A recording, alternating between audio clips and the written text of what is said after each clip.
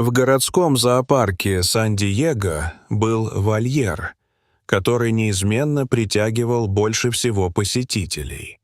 Здесь обитала семья величественных африканских львов, могучий самец с роскошной темной гривой по имени Лео, его грациозная супруга и два молодых льва. Каждый день сотни людей останавливались у этого вольера, завороженные силой и статью этих удивительных хищников. В тот летний день было особенно жарко, и львы лениво отдыхали в тени, лишь изредка поглядывая на толпящихся у ограждения посетителей. Смотрители только что установили в вольере новую кормовую бочку, массивную конструкцию из прочного пластика с несколькими отверстиями разного размера.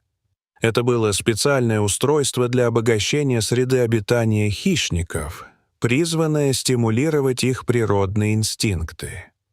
Чтобы добраться до пищи, львам требовалось проявить сообразительность и потратить время и силы, как это происходит на воле во время охоты. Внутри находились аппетитные куски мяса, запах которых постепенно начал привлекать внимание хищников. Первым заинтересовался бочкой Лео. Он медленно поднялся, потянулся и неспешно направился к новому объекту. Его массивная фигура излучала силу и уверенность. Каждое движение выдавало в нем прирожденного короля зверей. Остальные члены прайда с интересом наблюдали за своим вожаком. Лео начал обследовать бочку, принюхиваясь и осторожно трогая ее лапой.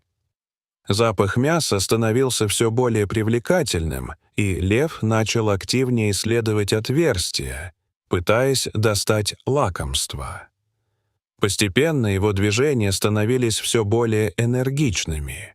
Он толкал бочку, пытался просунуть лапу в отверстие, покатал ее по земле.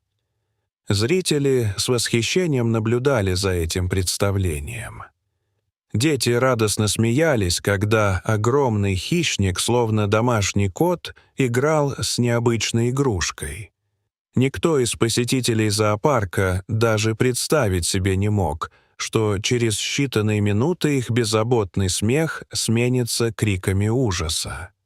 В какой-то момент Лео, пытаясь достать особенно аппетитный кусок, слишком сильно просунул голову в одно из отверстий. Секунда, и его голова оказалась зажатой в бочке.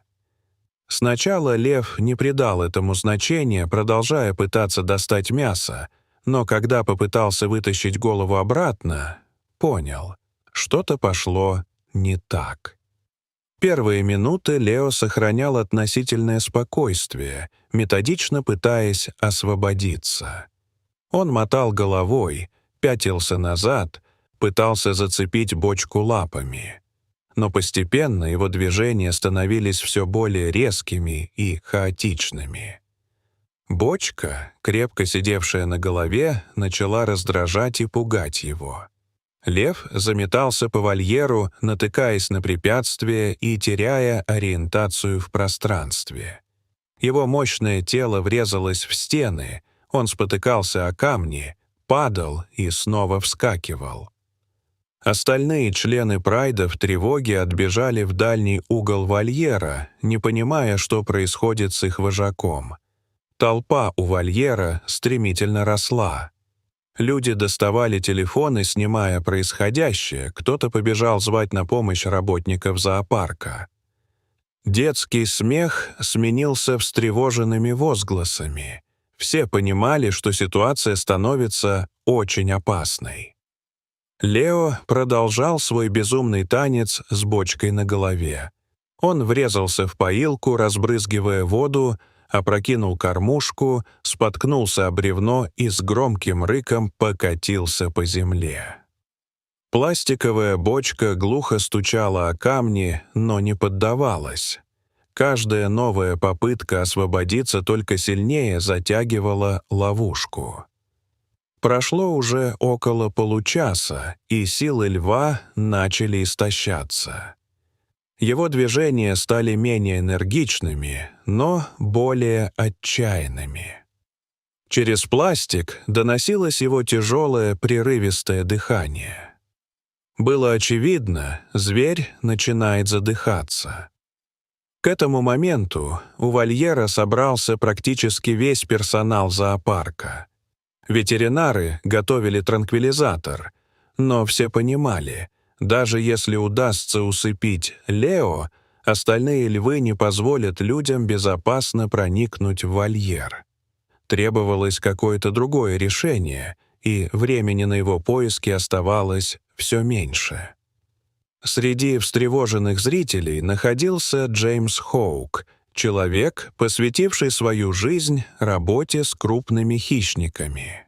За 20 лет работы в различных заповедниках и реабилитационных центрах он близко общался со львами, тиграми, леопардами и медведями.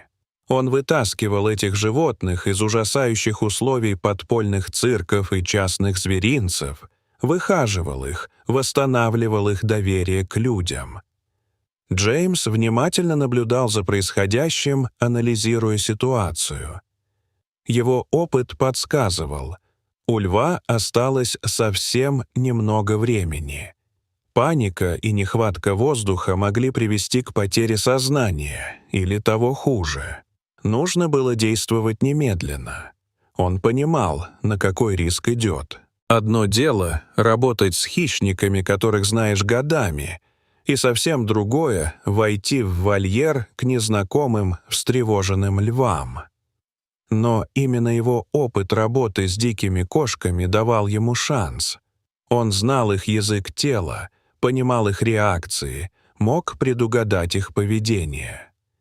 Быстро сняв куртку и вытащив из карманов все лишнее, Джеймс без лишних слов перемахнул через ограждение. Толпа ахнула. Кто-то закричал. Служители зоопарка бросились к вольеру, но было поздно. Джеймс уже был внутри. Его появление на мгновение остановило метание Лео. Львицы и молодые львы напряглись, но не двинулись с места. Джеймс начал медленно приближаться к застрявшему льву. Его движения были плавными, а голос — негромким и ровным. За годы работы с дикими кошками он отточил это умение до совершенства. Спокойные движения и размеренная речь помогали животным довериться человеку. Каждый шаг был как в замедленной съемке. Джеймс внимательно следил за реакцией всех львов, готовый в любой момент отреагировать на малейшие признаки агрессии.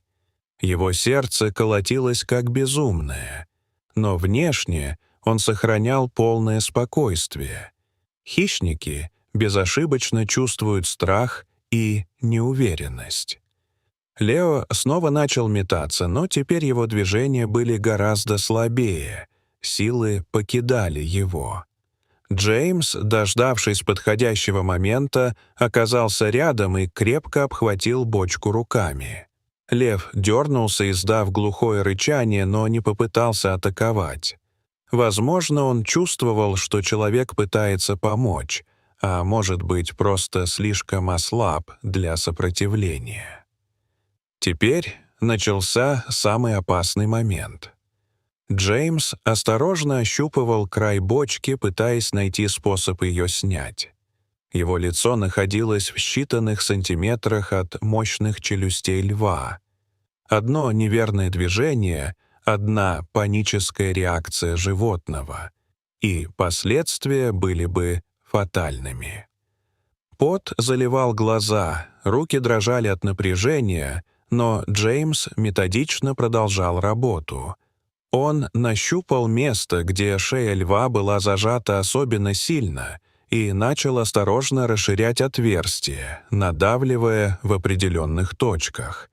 Пластик медленно, со скрипом поддавался. Внезапно Лео дернулся особенно сильно, и Джеймс потерял равновесие. Падая, он успел заметить движение сбоку. Львица сделала шаг в его сторону. Его словно окатило ледяной волной. Но он заставил себя сохранять спокойствие даже в этот момент, медленно поднимаясь и возвращаясь к работе. Прошла, казалось, целая вечность, прежде чем послышался долгожданный треск. Еще несколько секунд невероятного напряжения, и голова льва, наконец, освободилась из пластикового плена. Лео отскочил в сторону, жадно хватая воздух и мотая головой. Джеймс, не делая резких движений, начал пятиться к ограждению. Лев следил за ним затуманенным взглядом, тяжело дыша. Остальные члены Прайда тоже не спускали с человека глаз, но оставались на месте. Казалось, каждый его шаг длился целую вечность. Наконец, его рука нащупала металл ограждения. Одним быстрым движением он перебрался через барьер под оглушительные аплодисменты толпы. Только оказавшись в безопасности, он позволил себе глубоко вздохнуть и почувствовать, как дрожат колени от пережитого напряжения. Директор зоопарка, пожимая руку Джеймсу, не мог поверить в произошедшее. Узнав о его опыте работы с хищниками, директор пригласил его стать консультантом зоопарка по обогащению среды обитания животных. А пожизненный абонемент на посещение зоопарка стал лишь маленькой благодарностью за проявленное мужество. Лео полностью восстановился после происшествия, а кормовые бочки в зоопарке заменили на более безопасные конструкции. Но главное, эта история показала, что даже в самых опасных ситуациях находятся люди, готовые рисковать собой ради спасения животных.